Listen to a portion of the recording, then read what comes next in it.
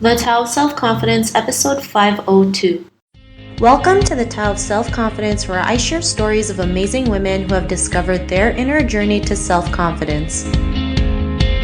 Visit our website at thetaoofselfconfidence.com. Your inner journey to self-confidence awaits. Well, hello friend. Welcome to the Tao of Self-Confidence, where I share stories of amazing women who have discovered their inner journey to self-confidence. I'm your host today, Sheena Yap Chan, and today I have a phenomenal lady on the show today. She is a financial storyteller, and I'm just really excited to have her on and share her story with us today on self-confidence. So without further ado, I'm going to introduce you to Sarah Li Cain. Sarah, how are you today? Maybe you can fill in a little bit more about yourself to our listeners.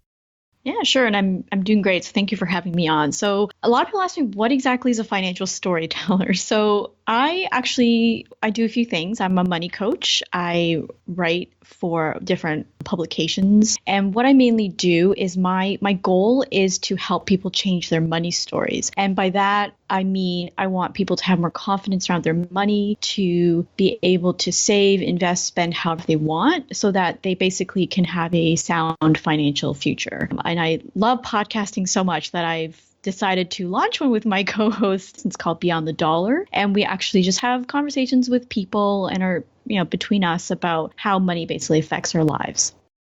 Awesome. Well, thanks for sharing that. And Sarah, what's your cultural background? So my parents were born in Guangzhou, so I am Chinese, and they fled to Hong Kong during the Civil War. So I've always just associated myself as a Hong Konger who immigrated to Canada when she was about 5 years old. Thanks for sharing that. And what'd be your favorite self-confidence quote?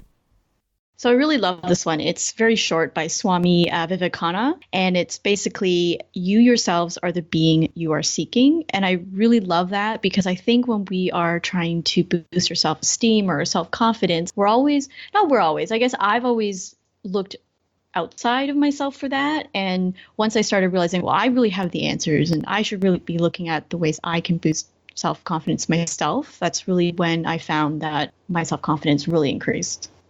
Thanks for sharing that. And I also believe, self-confidence starts with you, starts with working inward, and it'll, show once you start working on it, and, you keep working on it, because it's not like it's something that you do in 2 months. It's like something that you do forever. So thanks for sharing that. And, in your own words, how do you define self-confidence? For me, it's really being compassionate and forgiving with yourself, especially the decisions you've made that maybe led to failure or something that, wasn't so great in your life. And if you can be compassionate, forgiving with yourself, it's much easier to take risks without the fear paralyzing you. I think the idea is that fear never really goes away, but if you can acknowledge it and work with it and move forward anyways, that's when the self-confidence comes, as you see the results in your life.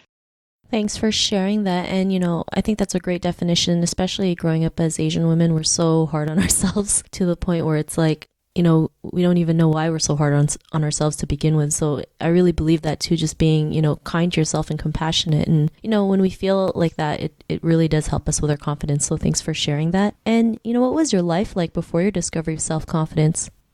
Oh gosh, it was always about if somebody liked me or not. If I was able to impress somebody and they were my friend or they dated me, then it was a validation of who I was as a person. So if somebody didn't want to be my friend, then I felt terrible, because I thought, oh, I'm not good enough. And that led to me actually spending quite a lot of money on people and buying things to make myself look, cool, quote unquote. And it was really funny, because I went against the grain quite a lot. I pursued a liberal arts degree instead of going into finance like my parents wanted. So I rebelled, but yet at the same time, I was looking for that approval. So there was a lot of contradictions in my life.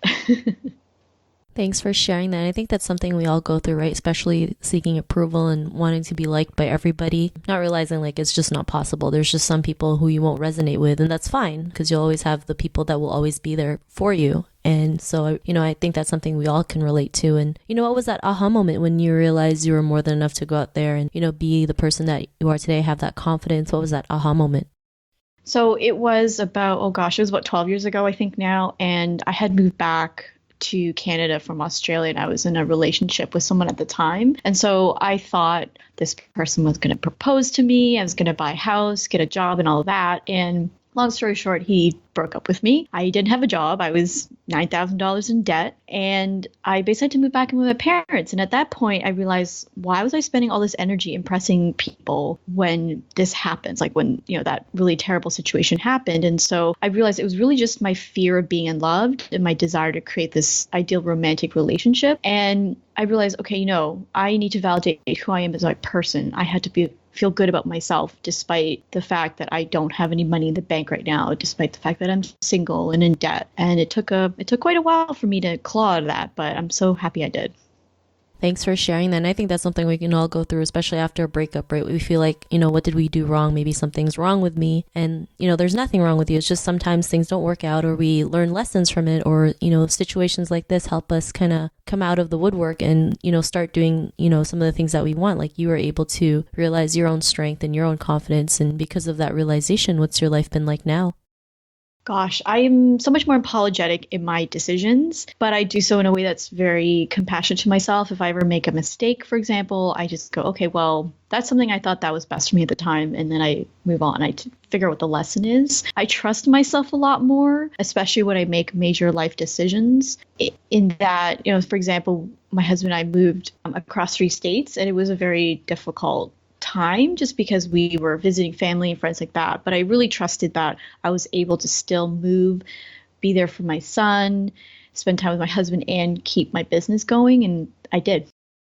Thanks for sharing that. And Sarah, to the woman who's listening to your episode, she may be in her own journey of self-confidence. What'd be that one tip you would give to her? Definitely trust the process and trust yourself as you're going through whatever it is right now. For me and for many women out there, if we're going through some dark times, you just know that whatever decision you make, you are making it through the lens of what you think is best for you at the time. And as you just keep trusting yourself and keep doing that, you will lead to a breakthrough. And really just whatever happens on the outside doesn't matter. It's really your willingness to look at the parts of inside of yourself, good and bad, in order to move forward with your life. Thanks for sharing those great tips. And if our listeners wanted to get to know a little bit more about you or check out maybe some of their relationships with money, is there any links or social media profiles we can connect with? Yeah, I'm very active on Twitter at Sarah Li Cain, so my full name. Definitely check out my website at highfivingdollars.com. I talk quite a lot about relationships there. And as far as if you guys are really obsessed with podcasts, definitely check out beyondthedollar.co, which I host with a co-host. And yeah. Awesome. Well, thanks for sharing that. And to our listeners, if you want to connect with Sarah, you can also head on over to the taoofselfconfidence.com and search for Sarah's name. Her show notes will pop up along with everything else that we talked about. And I'm just really, grateful that Sarah came out today to share her story and tips with us on self-confidence. So thank you so much, Sarah. Thank you so much for having me. Not a problem. It was an honor having you on. And to our listeners, be on the lookout for another new episode of another amazing woman's journey to self-confidence. And we'll talk to you soon. Bye for now.